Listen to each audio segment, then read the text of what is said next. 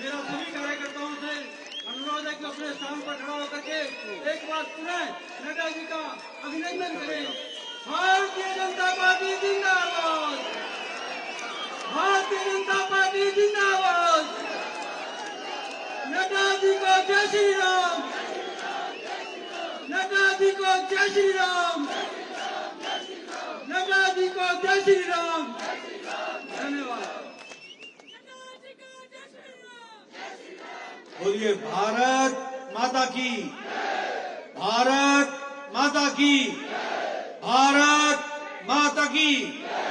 बोलिए नारसिंह बजिया की, नारसिंह बजिया की, नारसिंह बजिया की। आज के इस अभिनंदन कार्यक्रम में मेरे साथ उपस्थित हमारे छोटे भाई और हम सब के लोकप्रिय सांसद, भारत सरकार में मंत्री सम्माननीय अनुराग ठाकुर जी,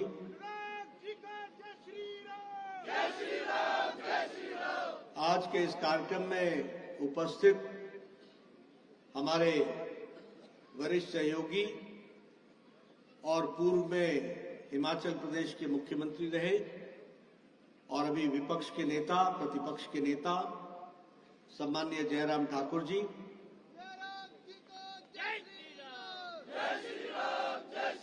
हमारे जुझारू कर्मठ संवेदनशील प्रदेश अध्यक्ष डॉक्टर राजीव बिंदल जी, हमारे जिला के अध्यक्ष श्री स्वतंत्र सांख्यान जी, हमारे यहाँ के लोकप्रिय विधायक सम्माननीय रणधीर शर्मा जी, हमारे झंडुता के लोकप्रिय विधायक श्री जीतराम कटवाल जी,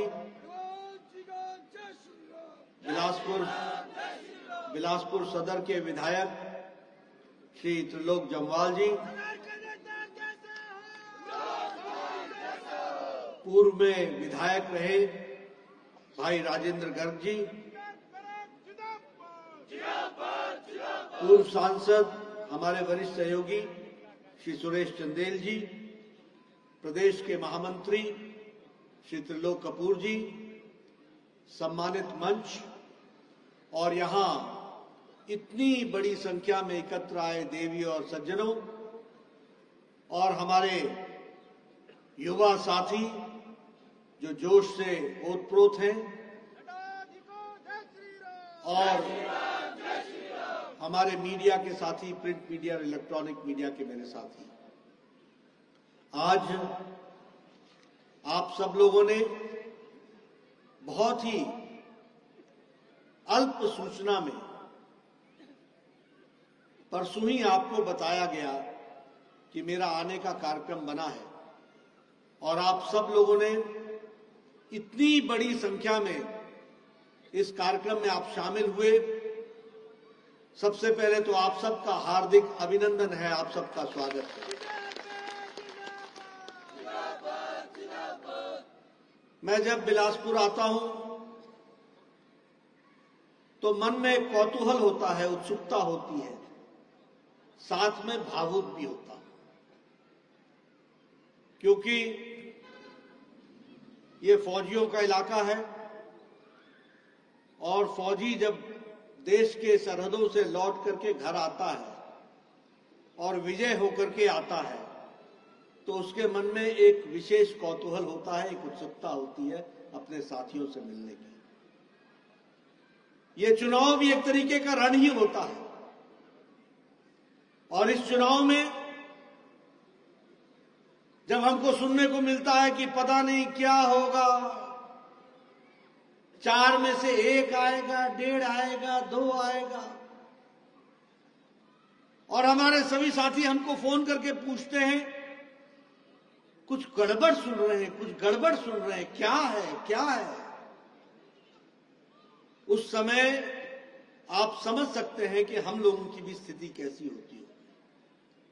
लेकिन ये देश की राजनीति का बदलता परिवेश है।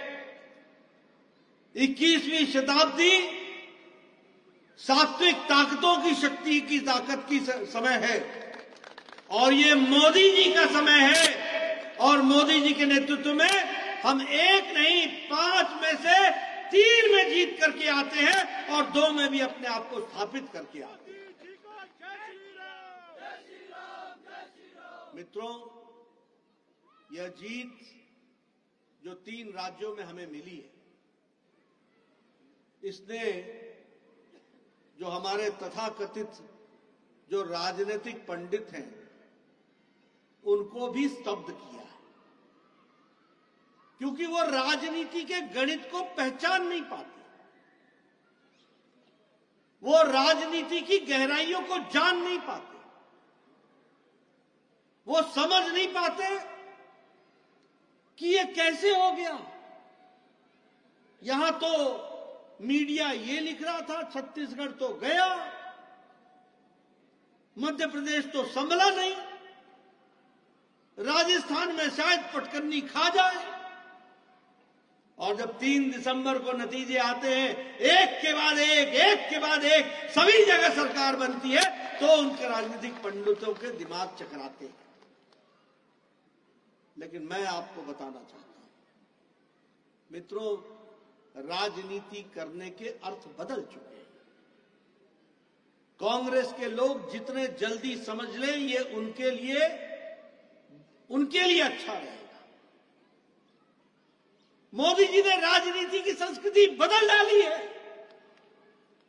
अब वो संस्कृति नहीं है जो नेता वायदा करके भूल जाए और 5 साल बाद फिर आ जाए और नए सब्ज बाग दिखा करके फिर से किसी के हाथों से वोट ले जाए। अब संस्कृति बदल चुकी है।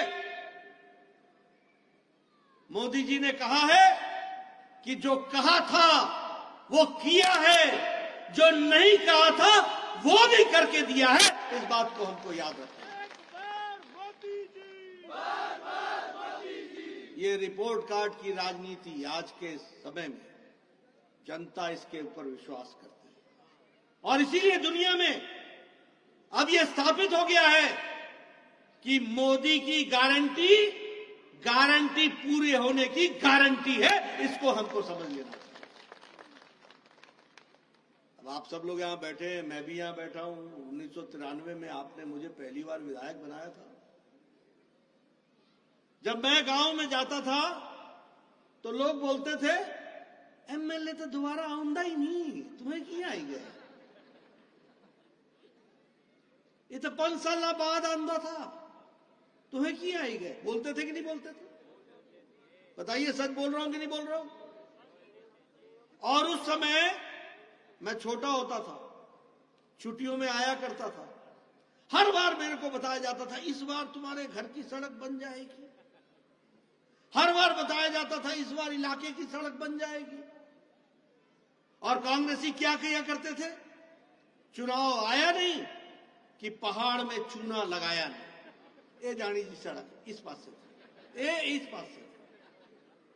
कोई सी ने बोलना कि मेरा गांव छूटी गया, कोई गल नहीं, कल अगले दिन उसमें भी चूना लगा देना, ये भी करवर कर। होता था कि नहीं होता था? होता था कि नहीं? और चुनाव हुए नहीं, बारिश आई नहीं, चूना साफ हुआ नहीं और आपको चूना लगा नहीं। इस तरीके की स्थिति खड़ी है। ये था कांग्रेस के जमाने का हाल। पानी आना जी, पानी आना जी, पानी।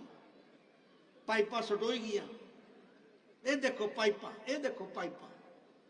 वोट लिए, रात को गाड़ी बुलाई, पाइपें वापस ली और फिर आईपीएच डिपार्टमेंट पहुंचा दी। होता था कि नहीं होता था? होता था कि नहीं होता? ये लोगों ने देखा है। ये उज्ज्वला योजना, जब प्रधानमंत्री मोदी जी ने कहा हम गैस का चूल्हा देंगे, हम सिलेंडर देंगे, लोगों ने कहा क्या नई गल होया करती, क्या नई बात होया। बोलते थे कि नहीं बोलते थे? मैं गांव में रहा हूं। आप बताइए, बहनें हमारे को बताएं, माताएं हमारे को बताएं कि आप 15 साल पहले सुबह सुबह उठकर जंगलों में जाकर के पेड़ काट करके लाया, तो पेड़ टहनियां काट के लाती थी कि नहीं लाती थी? बोझा लाती थी कि नहीं लाती थी? लकड़ियों को सुखाती थी कि नहीं सुखाती थी? और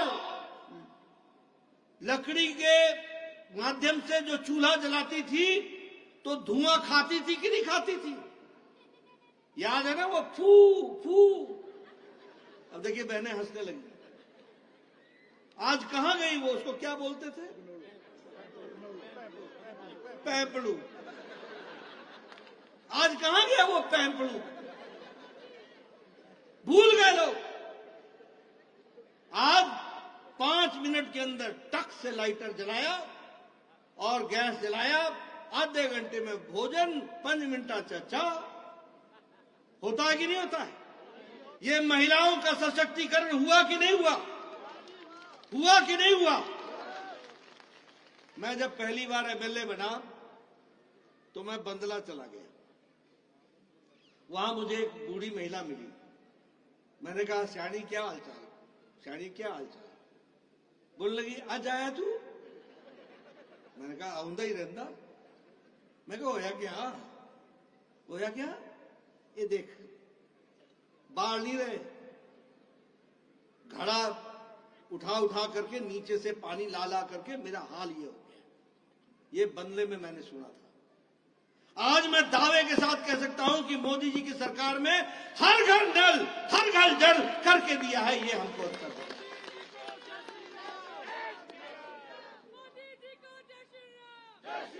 यह है मोदी की गारंटी, यह है मोदी की गारंटी, यह है बदलता भारत। क्या समझ में आएगा कांग्रेस के लोगों को? यह है बदलती भारत की तस्वीर। आप यहां बैठे हैं, हमारे MLA, ex MLA, minister, MP बैठे हैं। आप ही आया करते थे और कहा करते थे, इस तरह हार्ट का ऑपरेशन होना, इस तरह वाल्व लगना, इस तरह बाईपास होना, 1.5 लाख दवाई दो, 2 लाख दवाई दो। हम चिट्ठी लिखते थे। मैं स्वास्थ्य मंत्री होता था, मेरे को आप लिखते थे, मैं मुख्यमंत्री को लिखता था, तो 1.5 लाख रुपए इनको दे दो। और उस समय हमको कोई भी 1.25 लाख मिलता था, 1 लाख मिलता था, बाकी उधार उठाते थे। होता था कि नहीं होता था? बताओ, होता था कि नहीं?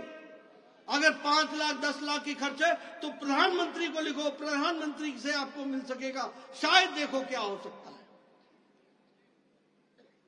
ये काम हमने किया है, मैंने एप्लीकेशन लिखी है, आप लोगों ने मुझे एप्लीकेशन दी है।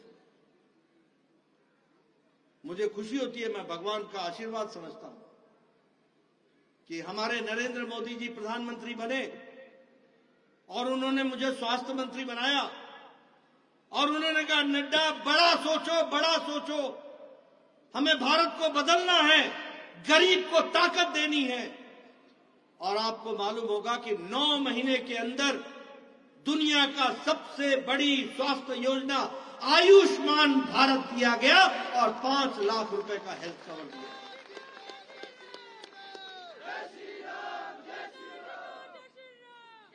आज कोई एप्लीकेशन नहीं लिखता है। ये बदलता हिमाचल है, कोई एप्लीकेशन नहीं लिखता है। क्यों?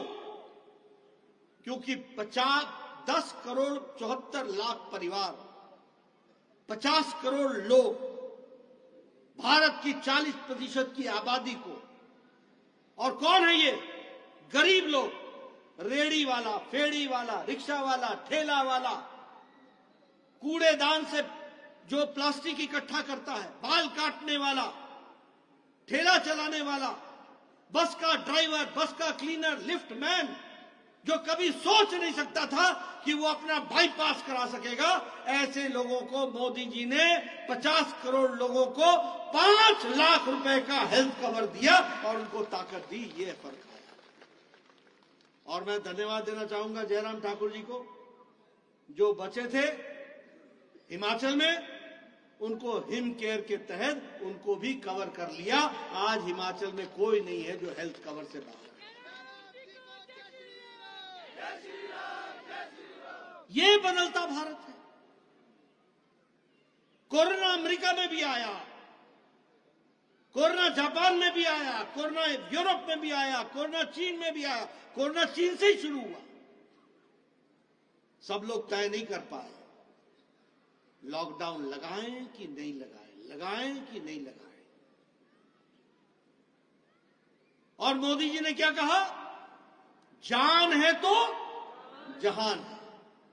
बुलंदी से लॉकडाउन लगाया, 1.5 महीने के अंदर देश को तैयार किया, ऑक्सीजन के सेट्स लगाए, आईसीयू बेड लगाया, हॉस्पिटल्स तैयार किए, दवाइयों से लैस किया और फिर लॉकडाउन हटा के बोला जान है और जहान है, दोनों है। और 9 महीने के अंदर एक नहीं 2 वैक्सीन भारत की, और भारत की जनता को double dose with booster 220 crore vaccine लगा करके कोरोना मुक्त कर दिया भारत। यह तरीका इस तरीके से आगे बढ़ा। यह है मोदी की गारंटी। आज आपको जानकर के खुशी होगी, प्रधानमंत्री मोदी जी ने, अब इस देश में कोई भूखा नहीं सोता है। 80 करोड़ की जनता को 5 किलो गेहूं, 5 किलो चावल, 1 किलो दाल देने का इंतजाम प्रधानमंत्री मोदी जी ने किया है। और आपको जानकर खुशी होगी, हिमाचल तो सुखी है, हर के लिए रोटी की व्यवस्था है, लेकिन देश में 13.5 करोड़ लोग जो बीपीएल के नीचे थे, आज वो बीपीएल से निकल करके एपीएल में पहुंच गए हैं, अबव पॉवर्टी लाइन पहुंच गए। ये हमारा भारत है। 13.5 करोड़ लोग, और अति गरीबी भारत में 1% से भी कम हो गई है, 1% से भी कम। यह है मोदी की गारंटी, यह है मोदी की गारंटी जिसको हमको समझना होगा। विकास की दृष्टि से अगर आप देखें किस तरीके से, आप बताइए, कोरोना में बहनों के घरों में 500-500 रुपए मोदी जी ने पहुंचाया था बैंक से कि नहीं पहुंचाया था? पहुंचाया था कि नहीं पहुंचाया था? महिला सशक्तिकरण, महिलाओं को ताकत देना। मुझे याद नहीं है, अनुराग जी शायद बताएंगे, लेकिन 20-22 साल से ये महिला अधिनियम बिल, ये आरक्षण का बिल 20-22 साल से पार्लियामेंट में लगा हुआ था। कितने साल हुआ है, मेरे साल के बारे में अंदाजा मैं सही शायद गलत हो सकता हूं, लेकिन लंबे समय से सरकारें आई और गई, कोई कुछ नहीं कर सका। लेकिन महिलाओं को सशक्तिकरण करने का काम, महिला शक्ति वंदन विधेयक के माध्यम से महिलाओं को 33% का आरक्षण देने का काम प्रधानमंत्री मोदी जी ने किया। यह भी हमको याद रखना।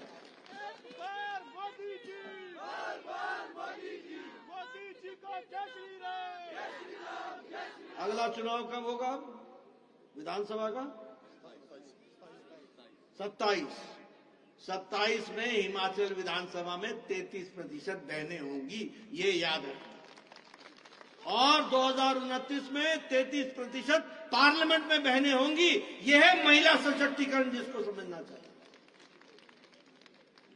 मित्रों, मैं ये सारी बातें आपको इसलिए बता रहा हूं कि कांग्रेस के लोग वोट मांगने तो चल पड़ते, किया क्या है मैं उनके बारे में सुनाऊंगा आपको। क्या किया है? 68 इंग्लिश मीडियम स्कूल खोलेंगे। अभी तक 18 जगहें जिलों में ढूंढ पाए, ले नहीं पाए हैं। 1500 रुपए विमेन महिलाओं को दिया जाएगा। मिल गया क्या? ना देखी लो, मिल गया क्या? अनुराग जी को मैं धन्यवाद देना चाहता हूं। इन्होंने राजस्थान में, मध्य प्रदेश में, छत्तीसगढ़ में, तेलंगाना में सबको बताया कांग्रेस की गारंटी मतलब नहीं होने की गारंटी पक्की है। हिमाचल इस बात का संदेश देता है। जयराम जी ने जगह जगह पर जाकर के बताया चुनाव के प्रचार में कि किस तरीके से काम चल रहा है। आप बताइए, ये मोबाइल हेल्थ वैन दिया जाएगा, आया एक भी हेल्थ वैन? मिला? स्वास्थ्य वाला वैन मिलता है कहीं? आपको अनुराग जी का वैन जरूर मिल जाएगा, मेडिकल वाला, वो जो घूमता है, वो मिला है कि नहीं मिला? अनुराग जी का मिला कि नहीं मिला? और हिमाचल सरकार का मिला कि नहीं मिला? नहीं मिला ना। तो ये है गारंटी और नॉन गारंटी का फर्क। आप बताइए, ये गोबर खरीदने का काम शुरू हुआ क्या? आप बताइए, ये 5 लाख नौजवानों को नौकरी मिल गई क्या? आप बताइए, 300 यूनिट फ्री इलेक्ट्रिसिटी मिल गई क्या? आप बताइए, ये मिल्क परचेज करने के लिए जो उन्होंने लीटर में 10 रुपए लीटर कहा, 100 रुपए लीटर, क्षमा 100 रुपए लीटर जो कहा था, मिल रहा है क्या? आप बताइए। एमएसपी फ्रूट्स में जो तय करने की बात थी कि हम तय करेंगे, बागवान तय करेगा, तय कर रहा है क्या? इसलिए एक बात याद रखो कि यह गारंटी, पक्की गारंटी है कि कांग्रेस आएगी तो नहीं, कुछ भी नहीं होगा, इस बात की गारंटी। यह आपके मैं सामने में कहना चाहता हूं। मित्रों, इस चुनाव की दृष्टि से मैं अनुराग जी और जयराम जी का भी धन्यवाद देना चाहता हूं। पार्टी के राष्ट्रीय अध्यक्ष के रूप में इन लोगों ने दिन रात मेहनत की। अनुराग जी ने स्थान स्थान पर जनसभाएं ली, लोगों को जोड़ा, हमारी बात समझाई, और हम सब लोग जानते हैं कि इस चुनाव की जीत मोदी जी पर लोगों का अटूट विश्वास है, जिस कारण से जीत मिली, अटूट विश्वास है। और उन्होंने भारत को मजबूत करने के लिए कोई कसर नहीं छोड़ी है, गांव को मजबूती दी है। यहां बैठे हुए हमारे बहुत से पूर्व प्रधान हैं, हमारे टैगोर साहब भी बैठे हैं। पुराने दिन भी आपको मालूम है और आज के दिन भी मालूम है। पुराने दिन में मुझे याद है, मेरा वीडियो आता था 94 में, बोलता था भाई साहब, मैं बोलता था हाँ बोलो वीडियो साहब। बोला आपको खुशखबरी सुनानी है, आपको इंदिरा आवास में एक पंचायत में 2 घर मिले हैं, किसको दें? मैं कहता था तू ही रख ले यार, मैं क्या बात करूं।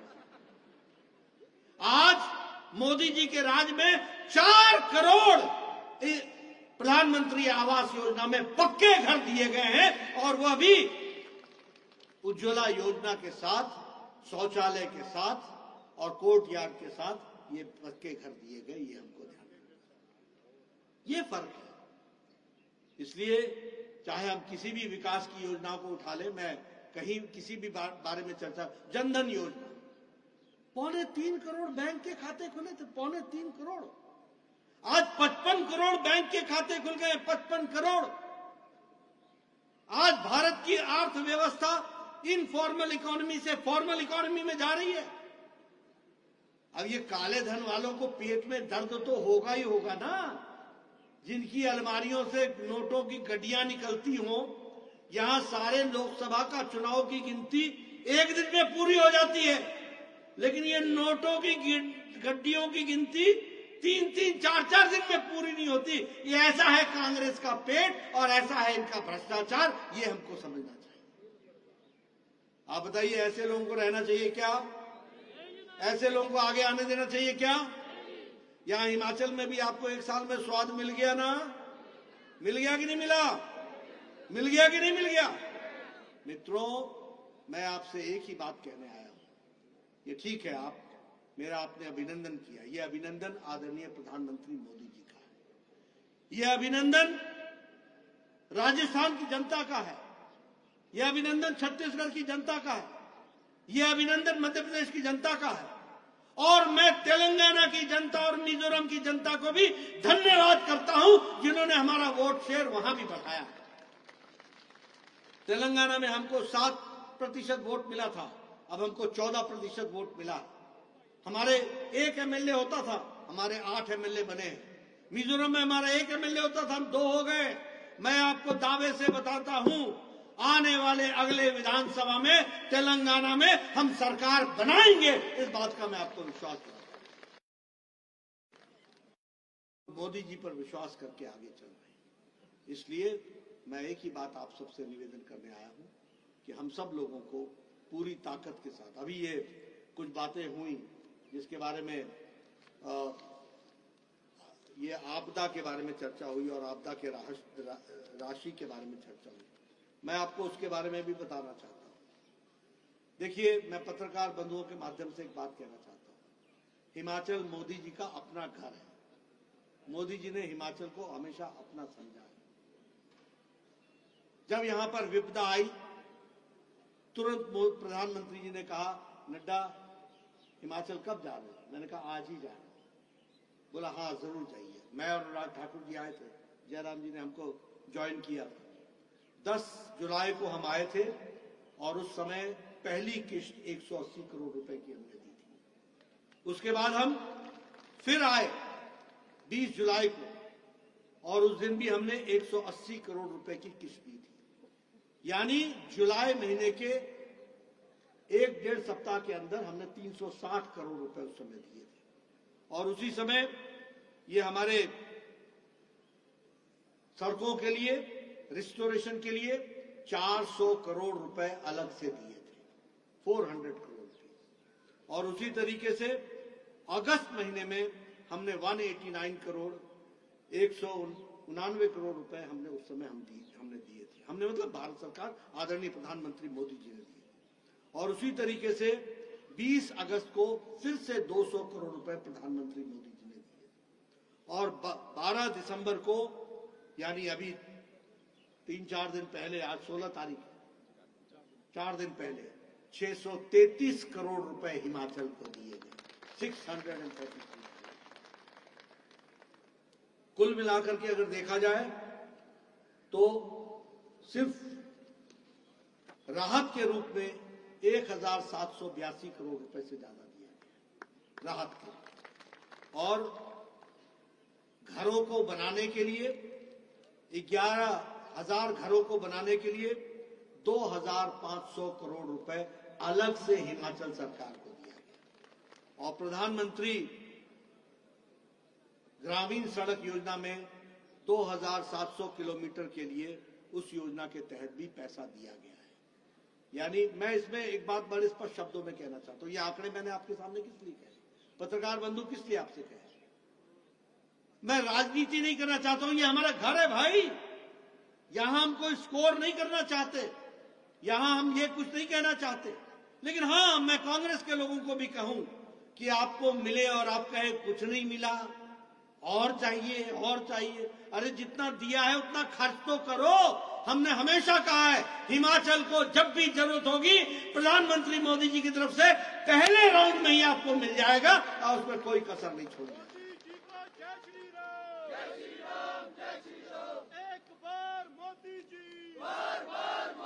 इसलिए मित्रों, चाहे राहत की बात हो, आप बताइए 1782 करोड़ रुपए खर्च हो गए क्या? आप बताइए 1100 मकानों के लिए दिए गए पैसा खर्च हो गया क्या? 11,000 मकानों को। मैं जब आपके स्टेटमेंट सुनता हूं तो मुझे पता लगता है कि राहत में भी बंदर बांट हो रही है, अपना पराया देखा जा रहा है। कौन सा पंचायत का प्रधान हमारा है और कौन सा दूसरा है। अरे बादल फटता है तो वो सबको साथ लेके जाता है, वो कांग्रेस और बीजेपी नहीं करता, ये समझ में आना चाहिए। अगर कोई विपदा आती है तो वो विपदा कभी कांग्रेस और बीजेपी में अंतर नहीं करती है। इसलिए मैं हिमाचल सरकार से निवेदन करना चाहता हूं, बंदर बांट मत करो, अपना पराया मत करो। हिमाचल की जनता हमारी है और मोदी जी के लिए सब बराबर है, सबके लिए साथ लेकर के आगे चलने का हमारा निर्णय है। इसलिए मैंने शिमला में भी कहा था कि आपको जो भी जरूरत होगी वो हम पूरा करेंगे, सब हमारे हैं, सबके लिए हम काम करेंगे। मैं आपका ज्यादा समय नहीं लेना चाहता, लेकिन एडवांस बुकिंग करना चाहता हूं। आप समझ रहे हैं मेरा मतलब? समझ में आ गया? हमारे खिलाड़ी हैं अनुराग ठाकुर जी, आपने चौका मारना, चौका। बोलिए चौका मारेंगे ना? चौका का मतलब समझ में आ गया ना? बाउंड्री पार होगी ना? चारों के चारों होंगे ना?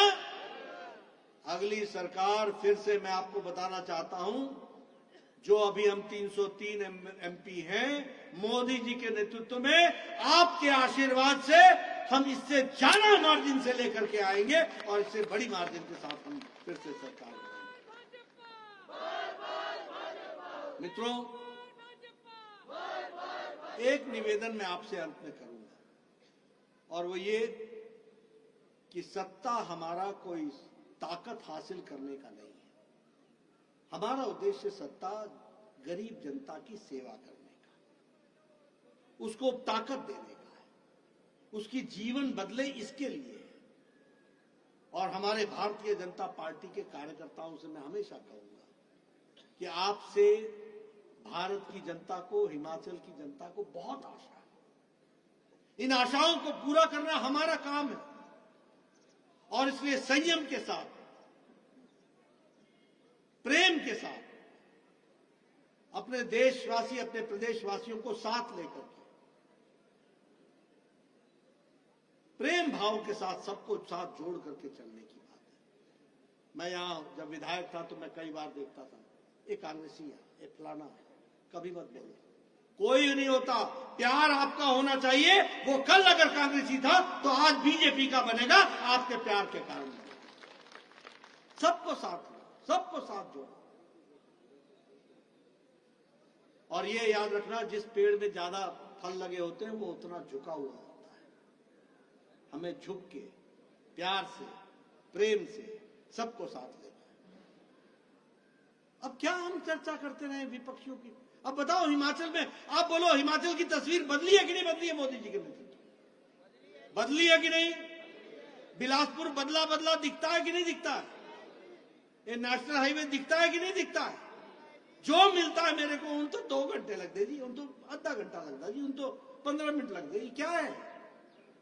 आज विकास को आप मानते हैं कि नहीं मानते? इसको आगे बढ़ाना है कि नहीं बढ़ाना है? तो याद रखना, कोई हमारा पराया नहीं है, सबको अपना बनाना हमारा काम है और फिर से चौका मारना ये हमारा काम है। इसके लिए हमको काम करना है। बोलिए, पूरी ताकत लगाएंगे ना? घर घर जाएंगे ना? मोदी जी का संदेश पहुंचाएंगे ना? और फिर से चौका मारेंगे ना? और फिर से सरकार बनाने में अपना योगदान करेंगे ना? विरोधियों को भी अपने साथ जोड़ेंगे ना? बहुत बहुत धन्यवाद। जय भारत, जय हिमाचल। धन्यवाद रीटा जी, बहुत विस्तार से आपने अपनी बात कही।